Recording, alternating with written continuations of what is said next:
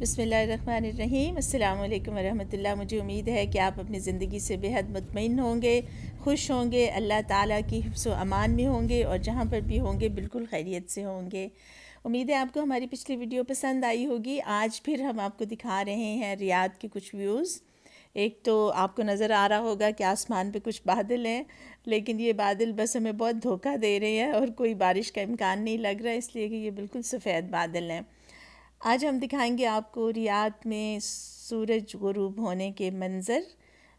ابھی تو خیر سورج جو ہے وہ کافی اس کی روشنی پھیلی ہوئی ہے ہر طرف، لیکن ابھی تھوڑی دیر تک سورج جو ہے وہ آہستہ آہستہ غروب ہونا شروع ہو جائے گا۔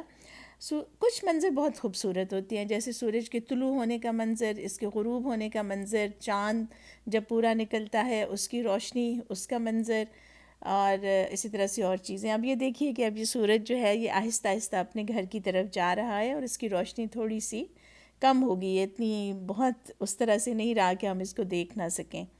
ہم نے بہت سارے منظر دیکھے ہیں سورج کے غروب ہونے کے، جس میں فار ایسٹ میں بھی، پاکستان میں بھی بہت بار، ہر طرح کے موسم میں، نارتھ امریکہ میں بھی۔ تو آج ہم نے سوچا کہ آپ کو یہ منظر بھی دکھاتے ہیں۔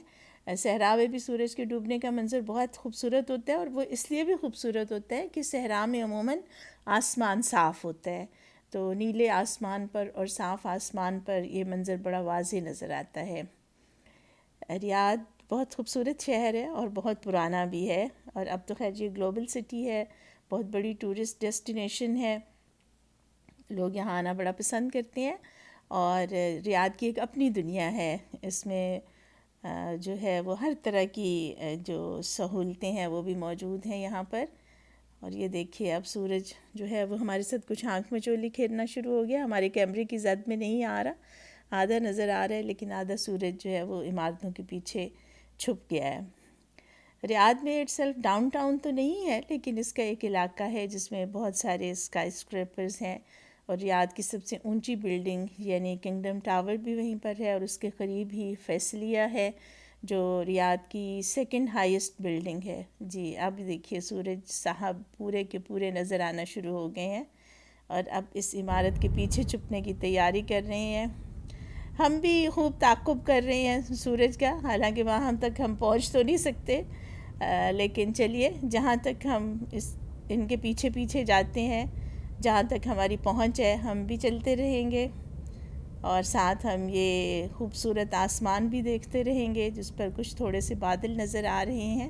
اور سورج کا تو اب یہ حال ہے کہ ایسے لگتا ہے کہ کسی نے سونا پگھلا کر آسمان کے اوپر ڈال دیا ہو۔ اب اس کا رنگ جو ہے وہ گہرا نارنجی ہو گیا ہے اور بہت خوبصورت لگ رہا ہے، اور یہ کمبینیشن بھی بہت اچھا لگ رہا ہے، نیلا آسمان، سفید بادل اور نارنجی رنگ کا سورج۔ ابھی ہم ہیں سورج کے تعاقب میں، دیکھتے ہیں کہ ہم میں سے کون کامیاب ہوتا ہے، کیا سورج پہلے اپنے گھر پہنچتا ہے یا ہم اسے پکڑنے میں کامیاب ہو جاتے ہیں۔ ویسے تو کہتے ہیں کہ سورج کا گھر نہیں ہے، اس لیے کہ جب وہ ادھر سے غروب ہوگا تو وہ کہیں اور پر طلوع ہو جائے گا، اور سورج روزانہ مشرق سے نکلتا ہے اور مغرب میں غروب ہوتا ہے، یہاں تک کہ جب قیامت آئے گی تو پھر سورج مغرب سے طلوع ہوگا۔ چلیے تعاقب تو جاری ہے، اور رنگ اب سورج کا لمحہ بلمحہ گہرا ہوتا جا رہا ہے، یعنی اس کے یہاں سے غروب ہونے کا اور کہیں اور طلوع ہونے کا وقت جو ہے وہ قریب آتا جا رہا ہے، اور ہم بھی اپنی منزل کے قریب پہنچ رہے ہیں۔ ہم بھی یہاں سے تھوڑا ہی فاصلہ ہے جب ہم ٹرن ہو جائیں گے، اور سورج میاں جو ہیں وہ ہمارے پیچھے رہ جائیں گے، اور ہمارا رخ بالکل دوسری طرف ہو جائے گا۔ لیکن ابھی تو بہرحال یہ بلی چوہے کا کھیل جاری ہے۔ جی ہاں بالکل، اب یہاں سے ہم ٹرن ہو گئے ہیں اور سورج ہمارے پیچھے رہ گیا ہے، اور یہاں پر ہم بھی ٹھہرے ہوئے ہیں اور سورج میاں بھی ٹھہرے ہوئے ہیں، اس لیے کہ آخری لمحات ہیں ان کے غروب ہونے کے، اور ہم بھی گھر جانے کی تیاری کر رہے ہیں۔ فی امان اللہ، خدا حافظ، پھر ملاقات ہوگی۔ جاتے جاتے ہم آپ کو نظارہ دکھا دیں، یہ دیکھیے جناب، یہ نظارہ ہے کنگڈم ٹاور کا۔ خوش رہیں، آباد رہیں۔